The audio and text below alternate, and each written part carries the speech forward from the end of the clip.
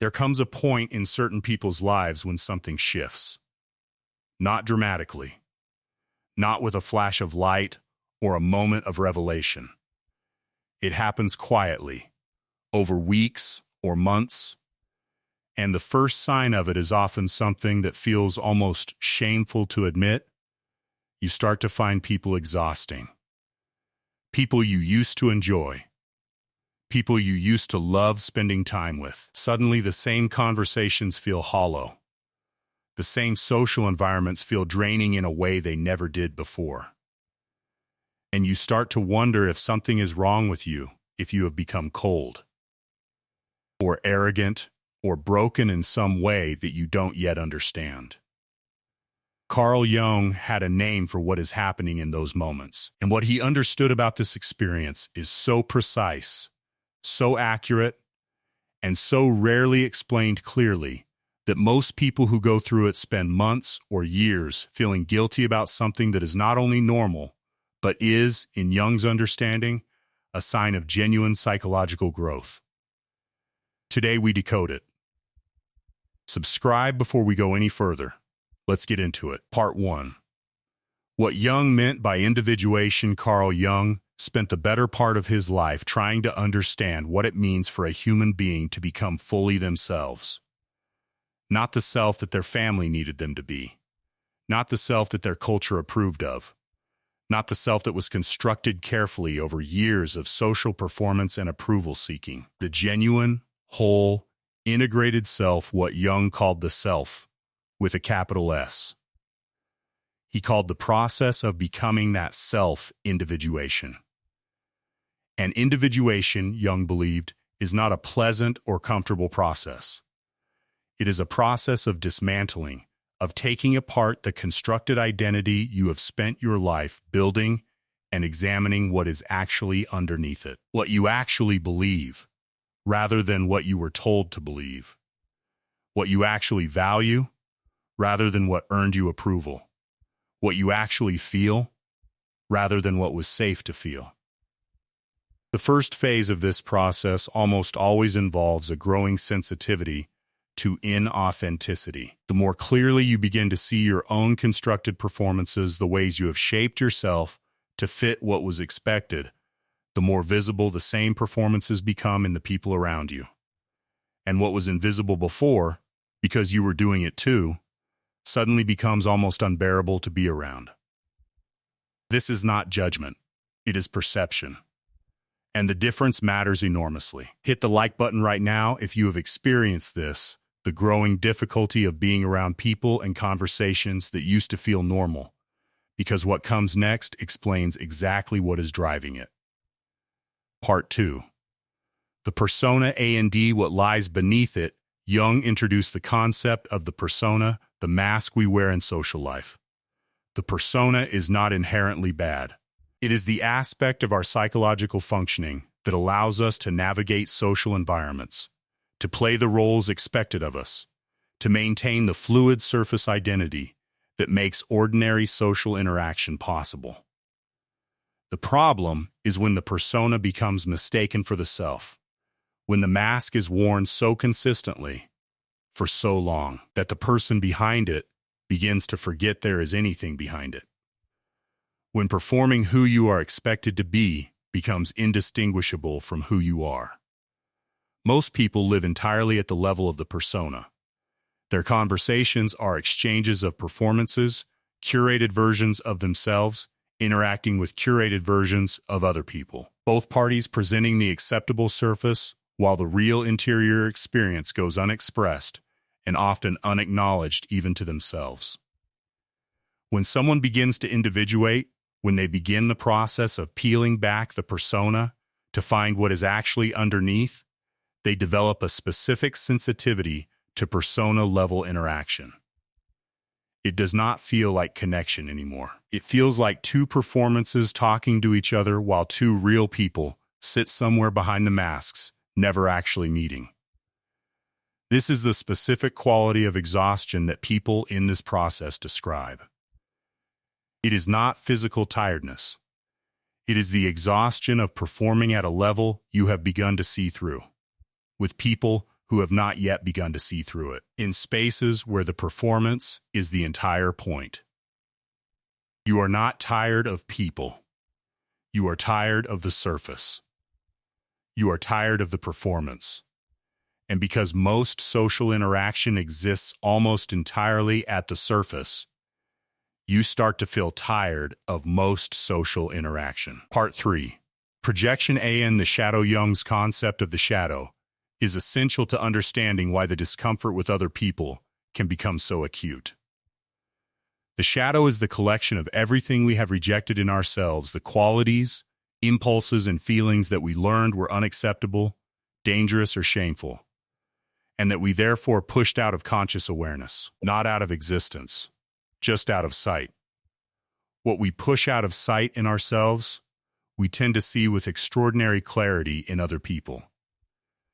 This is projection, the unconscious process of perceiving in others what we have refused to acknowledge in ourselves. Before individuation begins, projection operates mostly below awareness. We do not recognize that what irritates us most powerfully in other people often mirrors something we have rejected in ourselves. The person who cannot tolerate self-pity in others is often carrying unacknowledged grief. The person who cannot stand arrogance in others is often managing suppressed pride. The qualities we most loudly denounce in the world around us are frequently the qualities we have most thoroughly buried in ourselves. Individuation brings this process into the light. You begin to recognize your own projections. You start to see that some of what you experience as other people's failings are actually reflections of your own rejected interior. And this recognition produces a specific discomfort that is different from the persona exhaustion we discussed earlier. It is the discomfort of seeing yourself, the parts of yourself you least want to see in the behavior of the people around you. Every irritation becomes a potential mirror. Every person who gets under your skin becomes an unwilling messenger carrying information about your own unacknowledged interior. This is exhausting in a fundamentally different way. Not because people are performing, but because being around people keeps showing you things about yourself that you are not yet ready to fully hold. Subscribe right now if this is landing, because the next part is the most important piece of this entire framework. Part 4. Outgrowing relationships, and the guilt that comes with it here, is the part that most people in this process find the hardest to navigate. As individuation deepens, as the gap between who you are becoming and the person your social world knew and needed you to be begins to widen, relationships start to reorganize themselves around that gap. Some relationships deepen.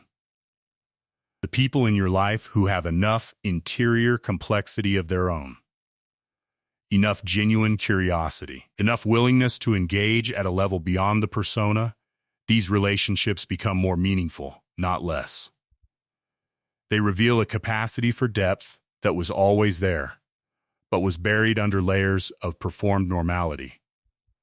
But some relationships reveal themselves in this process to have been built almost entirely on mutual performance, on shared surface, on the comfort of two people who agreed not to go too deep, not to ask too much, not to be too real with each other.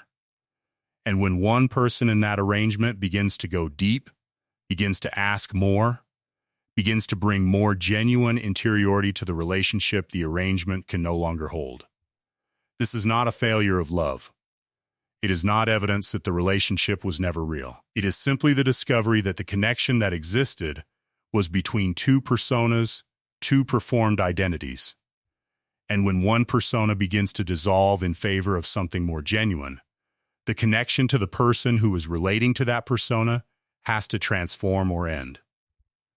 The guilt that comes with this process is real, and it deserves to be taken seriously. There are people who loved who you were performing. There are people whose relationship with you depended on your willingness to remain at the level of the surface. And the experience of moving away from them, of finding that the connections that used to feel nourishing now feel hollow, can carry a grief that is hard to name and harder to explain. Jung did not say this process was without cost. He was quite clear that it was among the most difficult things a human being could undertake. What he said was that it was worth it. That the alternative, living the entirety of your life at the level of the persona, never becoming who you actually are, dying with the genuine self still buried, was the real loss. Part 5. What to do with it, the danger of the individuation process, and Jung was explicit about this is the temptation toward inflation. The person who begins to see through social performances can easily develop a certain superior relationship to ordinary social life. A contempt for people who are still living at the level of the persona. A sense of being further along, more awake, more genuine than the people around them. This is not individuation. This is the ego using the process of individuation to build a new, more sophisticated persona, the persona of the individuated person, the awakened one, the person who has seen through it all. And it is just as much a performance as any persona that came before it, just harder to see because it feels like authenticity. Genuine individuation produces not contempt for other people, but compassion. Because the person who has truly begun to see through their own performances, who has truly begun to encounter the shadow, who has truly begun to recognize their own projections, that person knows, at a felt level, how difficult this process is. They know what it costs. They know why most people never begin it. And that knowledge produces understanding, not superiority. The discomfort with other people that comes with this process is real and it is valid. You do not have to pretend to find nourishing what no longer nourishes you. You do not have to maintain relationships that exist only at the surface when you have begun to need something more than the surface can provide. But you also do not have to make other people wrong for being where they are. The persona is not a failure of character. It is where most of us begin. And some of the people who exhaust you now are people who will begin their own process in their own time. Your job is not to wake them up. Your job is to continue becoming yourself. Closing, Carl Jung understood that becoming a full human being is not a comfortable process. It is a process of loss of old identities, old relationships, old ways of being in the world that no longer fit who you are becoming.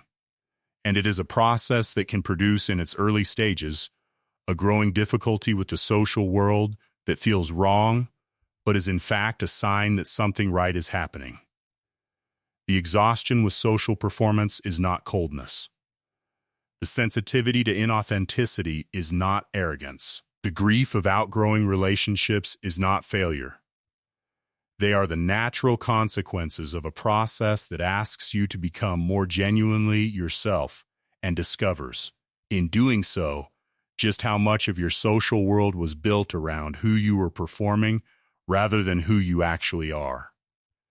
You are not broken. You are not becoming cold. You are becoming real. And that process, as Jung understood, is among the most important things a human being can do with the time they have. Hit that like button if this gave you language for something you have been experiencing without words. Drop in the comments, at what point did you start to notice the shift? Drop it below. I read every single one. And subscribe before you go, because next week we go deeper into Jung's map of the human psyche. You do not want to miss it. Until then, keep becoming.